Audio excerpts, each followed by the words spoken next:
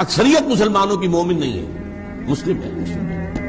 اکثریت مسلمانوں کی اگر مومن ہوتی تو مسلمان دنیا میں ذلیل و خوار نہیں ہو سکتا تھا۔ وَلَا تَهِنُوا وَلَا تَحْزَنُوا وَأَنْتُمُ الْأَعْلَوْنَ إِن كُنتُم مُّؤْمِنِينَ۔ اے مسلمانوں گھبراؤ نہیں، افسوس نہ کرو، ہمارا وعدہ ہے اگر تم مومن ہوگے تو تم ہی سب سے بلند ہوگے۔ تو آج تو ہم بلند نہیں ہیں، بلند تو امریکہ ہے، بلند تو برطانیہ ہے، بلند تو یورپ ہے، یورپین یونین ہے، چائنا ہے، رشیا ہے۔ اور آج جو پٹائی ہو رہی ہے امت مسلمہ کی، جو عذاب آ رہا اللہ تعالیٰ کی اجازت سے آ رہا ہے، اللہ کی اجازت کے بغیر تو پتہ تک نہیں جو بیچ کھاتا، کیوں آ رہا ہے؟